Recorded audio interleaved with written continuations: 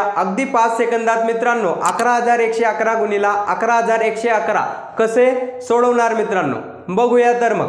त्यासाठी मित्रांनो आपण सर्वात पहिले त्याचा कन्सेप्ट शिकू।